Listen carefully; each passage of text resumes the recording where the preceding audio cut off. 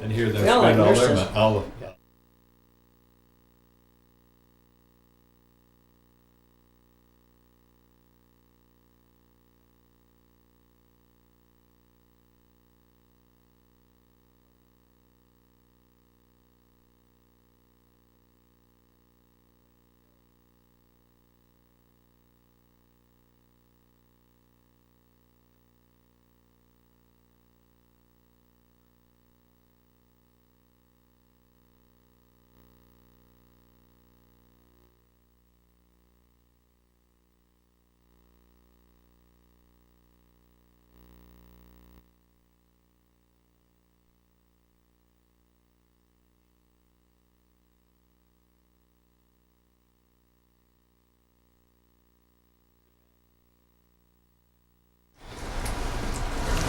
Okay, we're on.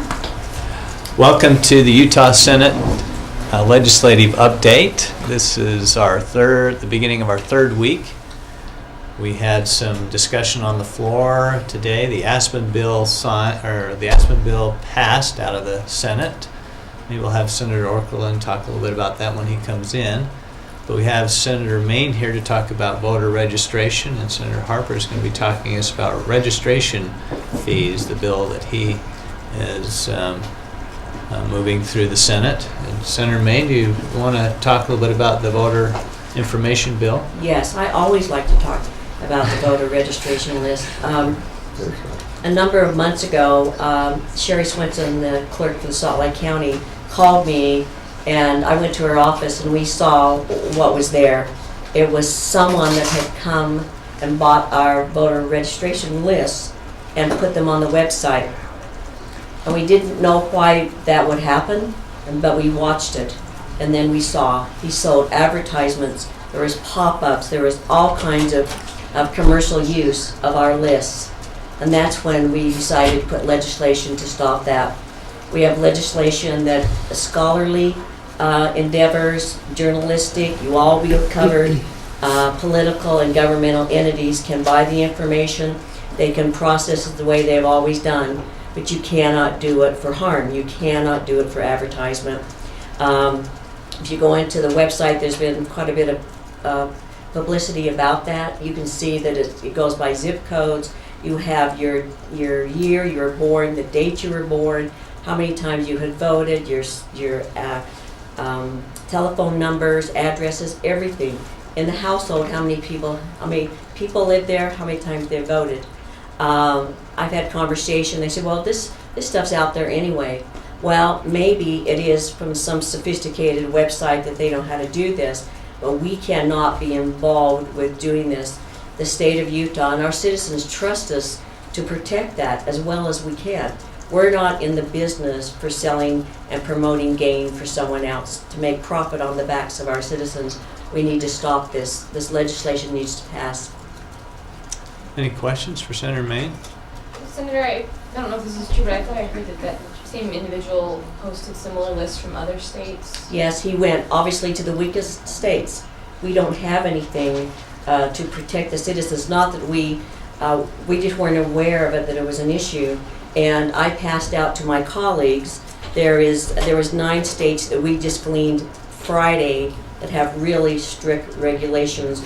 We have, I think it's one of the western states that only the political entities can even buy it. So this is we're behind the ball. The California law this is where we've kind of mirrored the California law and fit it to what fits us. But we need to do something, and I think the legislature knows we have to do it. The other states that this person is targeted, do you know if lawmakers are looking at similar legislation, or have you talked to any? I know the clerk has called Colorado, and this is what she did all day Friday. And those states that didn't have a strong enough enforcement or were fearful of what we're looking at are looking into legislation and to change their rules so they won't be in the same situations as we are. But like I say, many states have strict voter security on their lists, and it varies. We found it Friday. You could find it too, and I'll be glad to share the states that have the stronger regulations on their lists. How do you verify that it's a journalistic publication? Well, that's why it doesn't have a constitutional note, because it's pretty broad. Obviously, it has to be reviewed. There's a form that you have to fill out, and it's reviewed by the lieutenant governor or the clerks, whoever you buy the information, and they see. They know, is it the Republican Party buying it? Is it the Trib buying it? They know. They have oversight of that. This legislation is supported by the lieutenant governor's office, and they spoke for it because they see the need. We need to put our finger in the dike. And political parties, I guess, are the same way. I mean, Billy and I can form a political party, and as long as we're recognized by the LG's office. And that's true. We made it as broad as we can without a constitutional note. We don't want those people that should have it will have it, and they can do the same activities that they've done before. This is we just want that advertisement, that commercial use not to be there. Are there other records that should be, I guess, classified or somehow protected that you're looking at in the future, or is this an isolated? You know, I think I've got my hands pretty well full with this one, and we need to journey there. And many of my colleagues have just come to me, and we need to be stronger. It needs to be stronger, and so we'll probably journey there again. The House has a piece of legislation that's coming about age and year. That's the kicker. And Representative Perry, he's in law enforcement. He's brought some issues, and it's going to be. But we wanted the bills to be separate. This one deals, so we don't want to be mixed. So my colleagues can vote on things that they're comfortable with. That it's not mixed up in a great big bill. Have there been any documented actual cases of harm resulting from this, or is this just speculative harm? Well, this website has only been up probably a few months, and so we've just watched it. So how can you gauge harm? It's probably maybe 3 months, so we don't know what harm has been done. How can you ever gauge that? Unless someone just says, well, I got it from the website. That's why we're trying to be proactive to make sure we are not an instrument of harm. Well, anytime somebody has their birth date out there, that's just another piece of the puzzle for somebody who wants to be involved in identity theft. And while that's going to be hard to reverse, the state shouldn't be involved in commercializing that information. And to speak to the president, we have one of the lowest voting rates in the nation, and we can't make people fearful because of that to take their names off the voting list. They need to know we are protecting them. Okay, Senator Orkerland, you want to talk to us about the state tree, and could you talk to us about your conflict of interest? Yeah, it was interesting. The governor asked me to run that bill after Spencer Cox, who at the time was the representative, was going to run the bill, and then he became lieutenant governor. And the governor asked me to be the primary sponsor, and it was a couple of weeks after that he found out that my granddaughter was named Aspen. So he was a little surprised by that, but that was fun to have the kids all up today. It's been fun to have them involved in the process. Last week we had committee hearing, and we had a number of those little kids get up and talk about why the aspen should be the state tree, and they made a lot of the points that I actually made on the floor today, and they did a great job. And the teachers did a great job of leading them, and when you think about it, with the panda clone that we have in the Fish Lake Forest, and all of the aspen stands that we have in the state, and all of the agricultural and economic benefit that they are to the state, it really does make sense for it to be the state tree. And so it was just timely, and I think a good change. Any questions for? Question. Would we have a different state tree if your granddaughter would have been named Locust or Redbud? Well, Senator being from St. George, I thought maybe he was going to vote for the palm tree. It obviously just happened to work out that way. I have a same family, and they named their kids Sage, Canyon, and Aspen. So they're all kind of those Western names, and this one just happened to be the right time, 4th grade, Aspen. Pretty. Was it Bob Gerke put on his Twitter account that maybe now the California goal is not safe? Yeah. Yeah. It's the Utah goal. Any questions on the change in the state tree? We've also invited Senator Harper to come in and talk about his bill on changing the way we do our registration. Do you want to talk about that for a minute? Take any I questions? appreciate that. There's been a lot of discussion with members of various communities on this issue. What we're trying to do is address 2 issues in this bill. Number one, we always as a state have said that people should pay for the services they get. People pay a gas tax when they go through and fill up to use the roads. You pay a fee to enter into a state park. You pay a fee to go up to the Museum of Natural History. All those things are good, but we've decided to go through and do some subsidy on a state level, and we do that through sales tax and things of that nature. But we also go through and say it's important for people to pay for their use.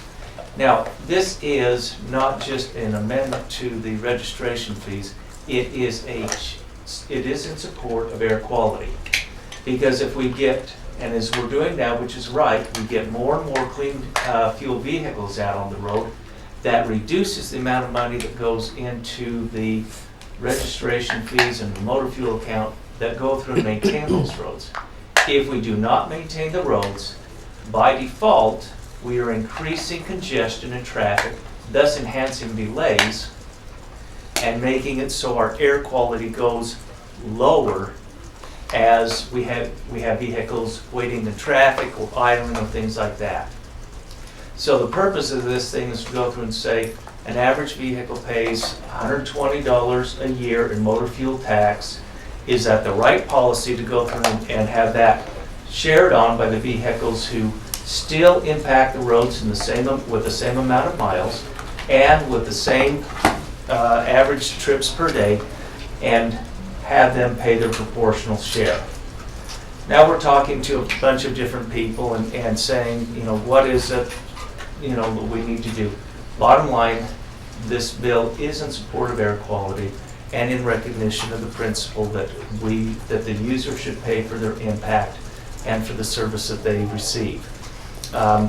I've met with a number of representatives from the automobile industry, from manufacturers and dealers. They are in support of the concept. The question is does an electric vehicle, which is several hundred pounds heavier than a car, does it have the same impact on the road? Likely so. Do they help us all by improving the air? Absolutely so. Should we go through and have an incentive, which is in House Bill 74? Should we have an incentive in that you have a credit for buying these clean fuel vehicles? Absolutely so. I think that's the correct policy. But should a person who cannot afford an electric vehicle, which is $12,000 to $15,000 more than a similar gasoline vehicle, should a person who cannot afford that vehicle be subsidizing the person who can? Should we give a clean fuel vehicle a free ride at the expense of the other taxpayers and users? That's the real debate right here. And I think also it's good to highlight is that we're going to have to address this sooner or later, because the more we get alternative fueled cars and electric cars on the road, we've got to figure out a funding source to pay for our roads. And this is probably just a first step towards that. So any questions? Oh, do you have a comment? Yeah, just a comment. I mean, we had a presentation the other day that Tier 3 cars, if they actually come out with a designation, we know what that is, but are almost as pollute almost the same as a natural gas vehicle, and they're a gasoline car. So if you have somebody pumping gas at the pump and you have somebody pumping natural gas to the side of it, it's hard to. They both have the same environmental impact, we need to make sure that we're equal in how we assess, and we don't have unintended consequences, or we have a level playing field as to how we tax people. Questions on that? Does anyone know the proportion of how much does the gas tax factor into the budget to repair roads and such? I mean, how much of it is that does it impact? All motor fuel tax and all vehicle registration fees fund highway operation and maintenance. But is that the only thing that funds highway operation and maintenance, or are there other things that do as well? No, we do some additional sales tax allocations for construction and maintenance. So some of it comes out of sales tax as well. Yeah, I guess that question leads to, and you alluded to this earlier, is a gas tax with the kind of the push to go towards alternative fuel vehicles, is the gas tax even the right way to fund fixing roads? And you've hit it right on the head. It's going to change. This bill goes through, I think, enhances that dialogue as to what is the right way and the proper way to do it. I mean, we're struggling. Back in the 1990s, we used zero general fund money. So for roads. So the gas tax funded all the maintenance and all of the expansion, the new construction. There is no new construction right now paid out of the gas tax. And the gas tax has been so depleted that all it pays for is maintenance. And we even have to take general fund monies to pay for maintenance now. So the gas tax is really a tax that is way deficient in doing what it was planned to do. Yeah, and even with supplanting and then augmenting sales tax on, UDOT indicates they're short about $67 million a year to adequately maintain state highways and bridges. And the counties indicate they're at least 30 million, cities and counties are at least 30 million a year short in maintaining county and city roads. So every year we get further behind. That's why we need to have this lively discussion. I will check with staff and have Rick email to all of you what percentage, of 100% of the gas tax, what percent is paid by state gasoline tax. I'm sure there's a big hunt paid by federal monies that come in. Then it'll be the sales tax and the other. So I will get that to Rick and have him email it so you can have part of that answer first. Yeah. Any other questions? Any text questions We do have today? one question from a texter. You want to address that one? Yes. Why won't the Senate hear SB 100? Does the Senate believe that people should be discriminated against based on sexual orientation or gender identity? And I think there might be some follow-up questions to this. We have had some protesters today in the Capitol, and we applaud their right to freedom of speech, and just emphasize that we have processes here in the Senate and in the House. If this bill could get enough votes to pull it out of rules, that could be addressed. There's processes, but at this point, there hasn't been enough votes to do that. It's the feeling of the Senate that we address this at a later time, as well as the civil liberties bills. I've also been a lot of requests that we hear those bills also, and there's some offense that we've put those on hold. But we feel like that we don't know the environment that we're going to be addressing these long-term issues for the state until we have our appeal adjudicated through that appeals process. It's an environment that we just don't understand or won't know until that happens. And it's best, we feel so far, that those be delayed until we understand that environment a lot better. I should ask, the best protest I can ever remember up here occurred in the 1980s when we passed the bill repealing the prevailing wage.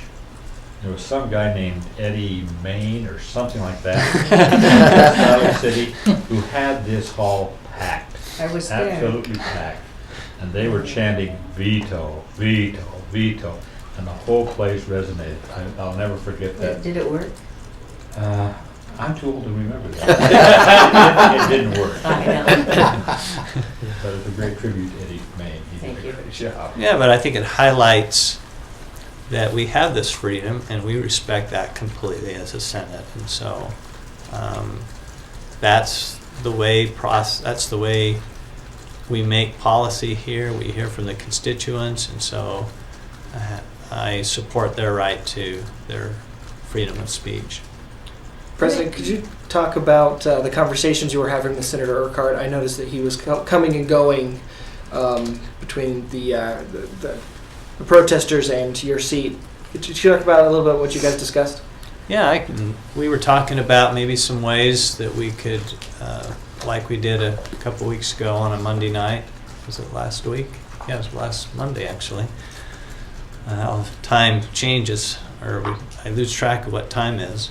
But just a time for some listening, and I'm open for some dialogue on that. There was a proposal maybe that sometime when we could get the state office building auditorium, that I'd be happy to go over and hear the concerns.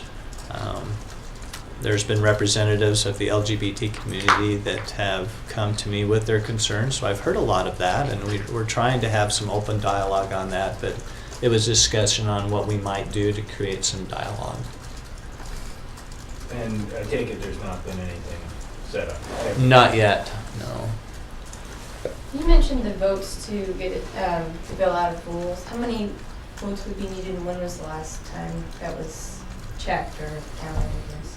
Well, you'd have to have a majority of the votes there. Let's see, we have 9 members of rules. We have 2 members of rules here. 9.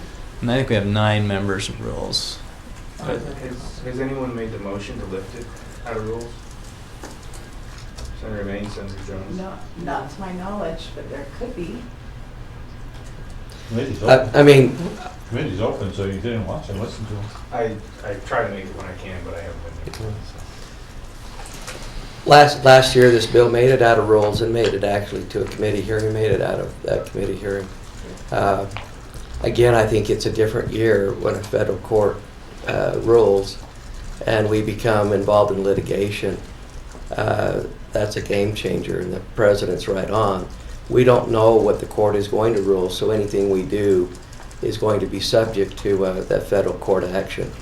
And it's pretty hard to legislate when you don't know the outcome of what you're legislating to. And I think there's been an effort. That's why we think it's time to maybe step back, listen, and try to be respectful to one another, and surely trying to listen to both sides to see if there can't be something as we wait for this court action to be finalized. So there's talk of animus, but that is only a small portion of this whole discussion. Yes, I think there's some concern for that. There's more concern about dealing with policy in an environment we don't understand. Last June, the Supreme Court ruled and struck down DOMA, but also preserved the state jurisdiction to decide what the definition of marriage would be. And that was actually a surprise, I think, to a lot of people. And it was, and we don't want to go into some policy discussion when we don't know what the Supreme Court would do with a ruling, the 10th Circuit Court. What will the arguments be? What will they leave with us? What will they not leave with us? And we just feel that it's best to have the discussion on religious liberties and also on the anti-discrimination when we understand that a little bit better. You know, and it's also as much of a discussion, and it's more so for myself, is that it's a federalism argument. The marriage has been the jurisdiction of the state, and we need to vigorously defend that jurisdiction. And so it isn't just about animus. That is only a part of this this discussion. It's what environment we're going to deal with, and we feel like this is a jurisdiction of the state.